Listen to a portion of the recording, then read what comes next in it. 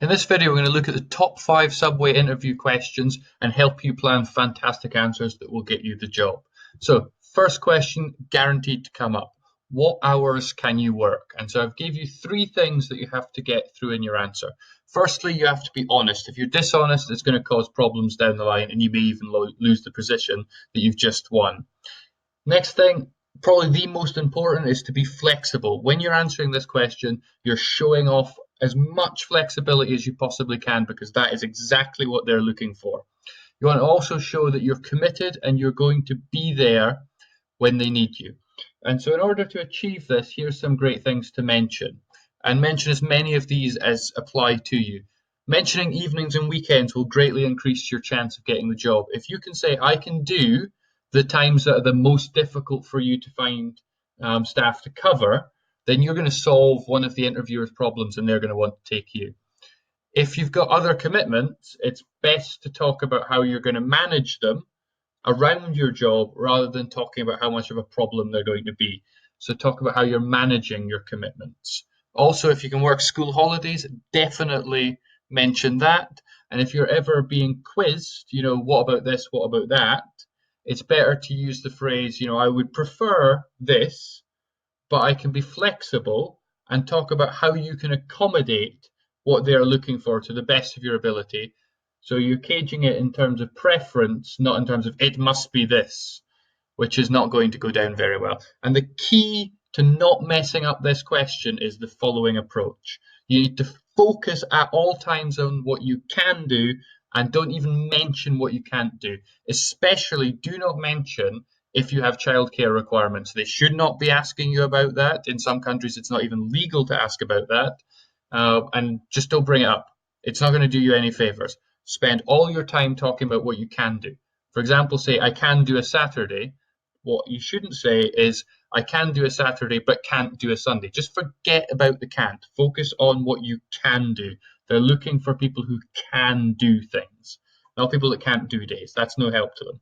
So focus on the bottom part and you'll do fine on this question. Second question, why do you want to work at Subway? And so I've given you a nice tick list. And if you follow this tick list when you're planning out your answer, you'll come up with something that's really good.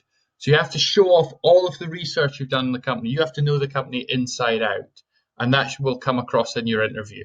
Link to your skills. So say, I want to work at Subway because I'm very good at working with customers. Reference your development. How is the company going to improve you? If you're looking to do that, say, I think Subway offers fantastic progression opportunities for someone in my stage of life, and there's opportunities to move to shift manager, and I'd like to work on that and gain your trust and your confidence in order to do that by taking advantage of the development opportunities. You want to link it to your interests, something like, I love the Subway brand, I love working with customers. You can also talk about that you've spoken to employees and they've given you a great impression of the company. And overall, you want this answer to be really enthusiastic. Because if enthusiasm doesn't come through, you won't be taken seriously and you won't be scored very highly on this question. Right, moving on to number 3. How would you handle a difficult customer? And this is a key part of working in retail. And there's a simple 4-step process to give you an excellent answer. First thing you need to focus on is de-escalation. Your first priority is to make the customer calm and to make the situation improve. You're not going to make it worse, you're going to make it improve. Next thing you're going to do, you're going to follow the company policy to the letter, and you're going to deal with the customer with empathy, you're going to be polite, and you're going to be calm at all times. And at the end of this interaction, you're going to be positively representing the brand. Subway is going to look good because of the way that you've handled this. And a great phrase to talk about is that you don't retaliate and you ask for support when you need it. Because retaliating is the worst thing you can do. And if you instantly come out with, don't retaliate, that's a fantastic rule. And it gets confidence from the other person that you're going to deal with these situations appropriately.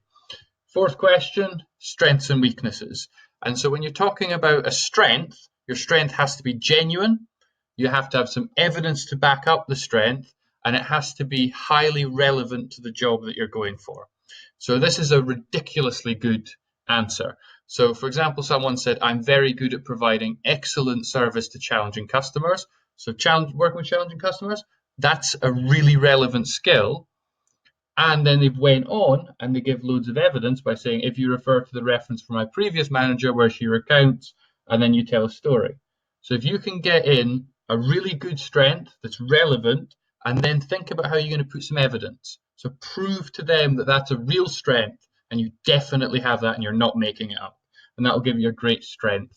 Weakness is a dangerous one. You have to be very careful. You can lose an interview over a bad answer to this. So you must have a real weakness. So saying something like, I'm too much of a perfectionist, that is not a real weakness, and that will not be taken seriously. Once you've got a real weakness, you have to talk about what you're doing about it. You're actually working on it. But most important, do not have a weakness that is super important for the job. For example, saying, sometimes I come across as a little bit rude. If you say that in the interview, you're going to lose it, because that weakness is so important to the job that you're just going to blow the whole thing. So it must be a real weakness that you're doing something about and that's not hugely important to the job. And so a really simple way to get an excellent answer to this question is to say, one of the weaknesses I am aware of is, work out your weakness, and then say, I've been working on this by, and explain exactly what you're doing to solve the problem. And that'll give you a great answer to this question. Right, moving on to the last one, what can you tell us about Subway? And I've given you loads of stuff to help you plan a great answer. And so if you look at the diagram on the left, what you have to do to have a great answer is you have to mention everything that everyone knows about Subway. Then you put in some things that only some people know about Subway. And then just to show off that you've done amazing research, you're going to put in one or two things that only a few people know about Subway. For example, that Subway is owned in the US by a company called Doctors Associates. It's founded in 1965. Most of the Subway stores are privately owned, so the chances are you're being interviewed by someone who actually owns the store or their representative. It's very unlikely to be owned by Subway. And you may also mention that the company is trying to position itself as a leader within the meat buying industry for animal welfare by moving towards higher standards. And that's a great fact and shows a lot of research. And a top tip is to read the company's website, because this is where you get all of the positive spin on the company that you want to bring out in your interview. And so the last thing I'll leave you with is, here's a selection of questions that you could ask at the end that are really impressive questions to ask. And I'll draw your attention to the very last box. So you can read all the other ones yourself. The last box says to always ask one question based on something that's come up in the interview. So you want to be listening carefully throughout the interview, and then you'll notice at one point you're wondering about something or you're not quite sure about what they're saying. Leave it to the end and ask a question directly relevant to what's being discussed in the interview. So it shows that you're switched on and you're actually listening to the other person. So hopefully this video has been helpful to you, and thank you very much for watching. Best of luck in your interview.